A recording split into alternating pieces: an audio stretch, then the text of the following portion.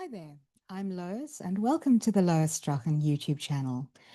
I share on this channel, I share videos about my life and my work, my life as a blind person, my work sometimes with my guide dog, and I also share stories about the work that I do writing, speaking, and advocating, and podcasting. So today's video is going to be about the origin story of my current writing project.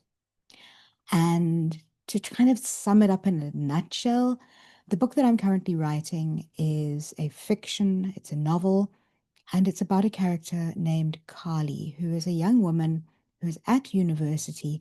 She's navigating a lot of the experiences that people in their early 20s do when navigating time at university and experiencing and learning and growing and just really being out there in the world. She has a good close group of friends, amongst whom is Rachel, who she works with in her part-time job waitressing. And Rachel is also studying at university with Carli, although different subjects. And Rach is also Carli's flatmate. Her boyfriend is Guy, and Guy is he's quite a complex person, and he's a lot of fun to create. Also amongst their friends is Linda, who is a chic. She's a really also very loving, giving friend to Carli. And then there's Chris, who is kind of one of the gang, but his role in the book changes as it develops. So Carli is, as I say, navigating most of the experiences that many people do in their early 20s, studying, balancing life and work and studies and the fun and the serious side of life.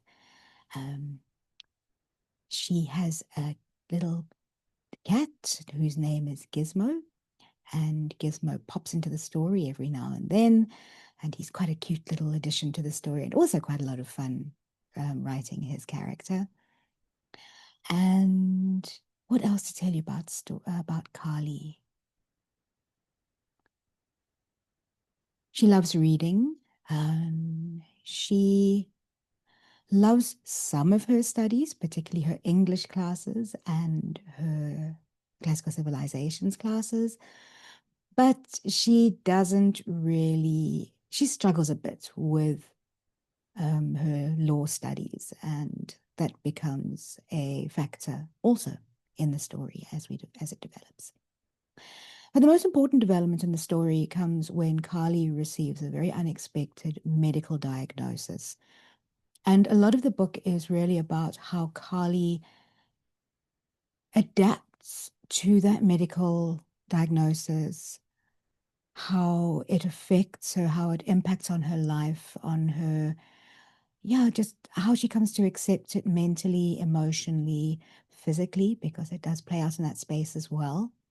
And it also looks at how those around her, how they have to adapt to the medical diagnosis that Carli has received. And I don't really want to explain what that diagnosis is because it's kind of revealed in the book, and I do want to leave it as a teaser, but it is a substantial, significant, life-changing medical challenge. So it really, the book is about, gosh, how Carli adapts and the new place that she takes in the world and in her social and family circle, I suppose, is the best way to summarize it. It's a coming of age story. It's a story of overcoming challenges, of adapting, being resilient, of accepting change, moving forwards. And I'd like to believe that rather than being a tragic figure, Carli is a very hopeful character. She manages to overcome a number of different challenges, and I think it helps her to grow and become resilient and achieve and become a very different person from who she might have been, but one who is stronger and better. So many of you know my story. And it's kind of, I think, necessary for me to look at to what extent Carli's character is based on my own. And yes, quite a lot of what she experiences is based on my story. And just to summarize my story, when I was at university in my early 20s, I received a medical diagnosis, and as a result of which I became blind. So I am totally blind, and I've had to learn to adapt and to become more resilient to change and things like that. So yes, there are some parts of Carli's story that do draw on my story. And yet, and yet, here's the thing. When I sat down to write the book, I was writing Carli's story. And yes, by extension, it kind of was sort of my story too. But it didn't feel comfortable for me to recreate the experiences of others around me, my family, my friends, the people who are studying with me. So I've set Carli's story in a completely fictitious world. Yes, a few of the scenes are drawn quite closely from lived experience of things that happened to me. But honestly, what you'll read in the book is not how my friends reacted, not how my family reacted. Carli's world is completely different, and it has been so much fun creating a completely fictitious world in which to set this story. Now, so none of the people that you see are drawn from the people that I know. They are people that I have created in my head. And I suppose, people who know me well or knew me back in those days may kind of read some of the parts and go, that sounds familiar. But it's not that I am drawing consciously from the experiences of what happened to me. And I really want to make that very clear. This is a completely fictitious world with completely fictitious characters doing completely fictitious things, except that what Carli experiences is drawn from my own experiences since going blind. In the blog post that I wrote to accompany this video, I said I would talk a bit about why I wrote the story, abandoned the story, and have now picked it up again.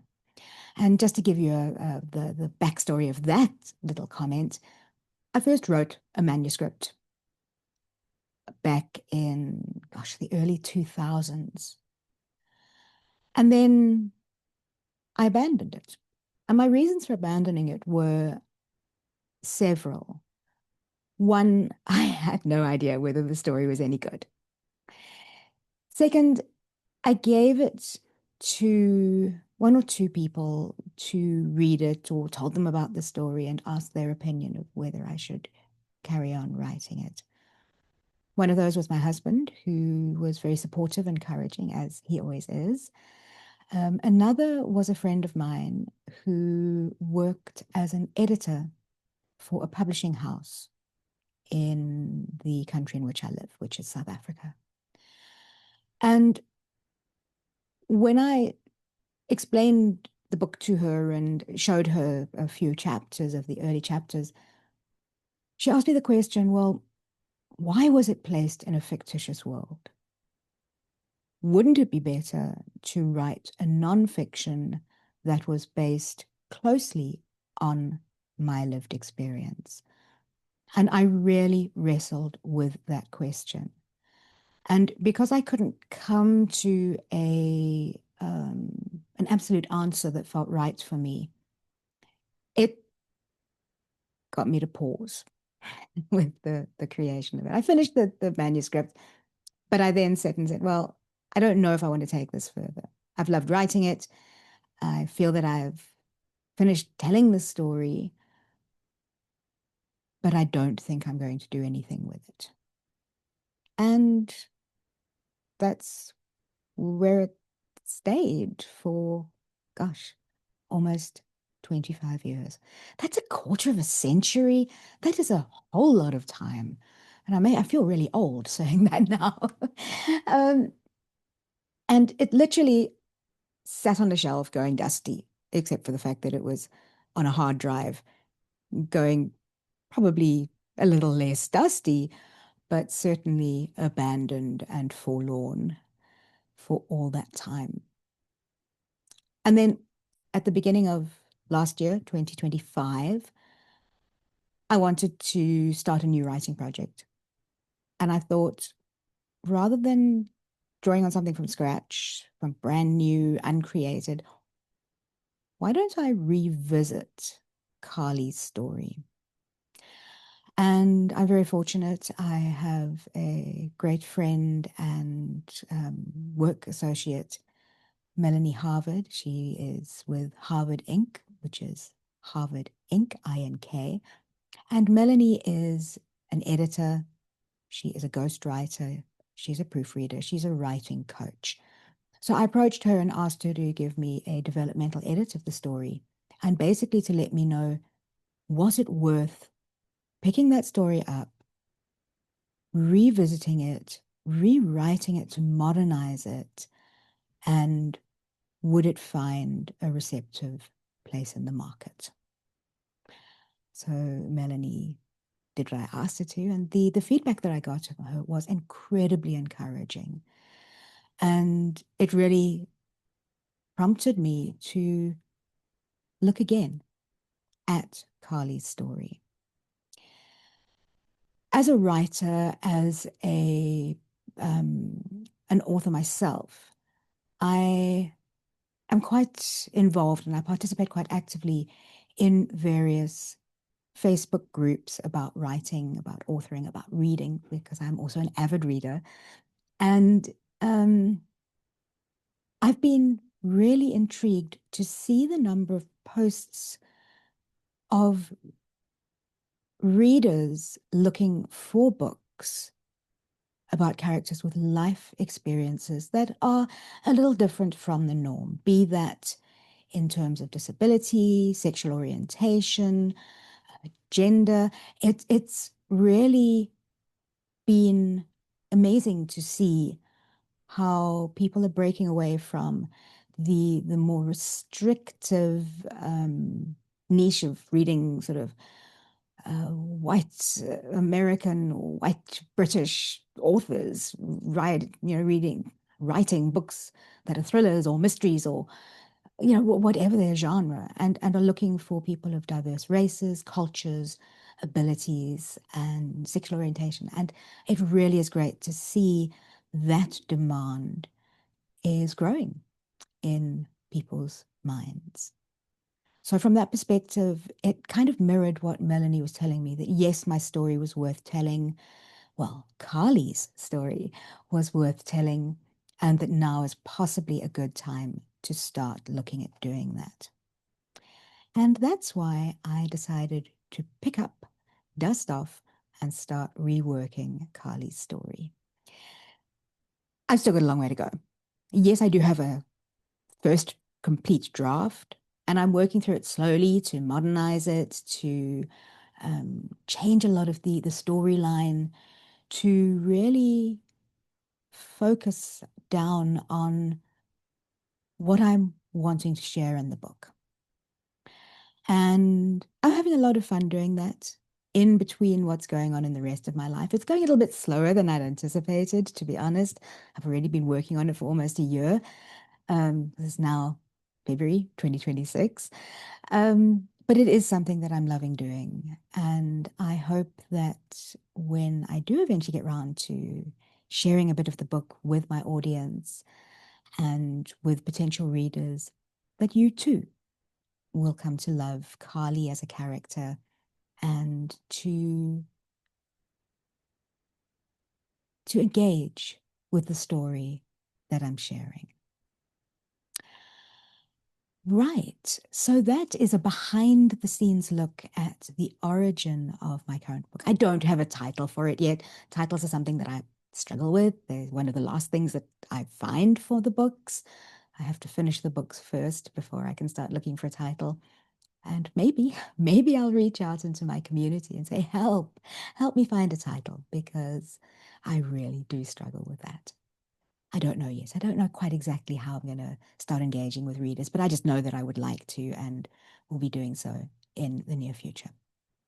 So yeah, I hope that you will choose to hop on board and come and join in the creation of the story of Carli and her friends, and will kind of encourage me along the way, because sometimes writing does feel like a very isolated task, and it would be lovely to know that I have people encouraging me and inspiring me to keep moving forwards.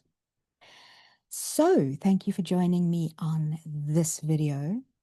If you have any questions from what you've listened to, please drop them in the comments. I would love to hear your questions and see if I can answer them yet, and see how I can shape the narrative from some of your thoughts and input that you choose to share with me. In terms of the rest of my channel, if you are interested in finding out more about my life as a blind person, my work with my guide dogs, some of the experiences that I'm going through at the moment, going through chronic kidney disease and dialysis, I'd love for you to check out a few of my other videos on the channel. And they are all separated into different playlists, so hopefully you'll find those helpful to find something that is of interest to you. So it would be great if you could choose to subscribe to the channel, obviously, and any of the videos that you would like to share or comment on or like is always appreciated, because it helps other people to see the content that I'm creating, which is important to me. Okay, so I guess that's about it. Thanks for watching. I really hope that you've enjoyed what you've heard, and I look forward to engaging with you further. Till then, see you soon. Stay well.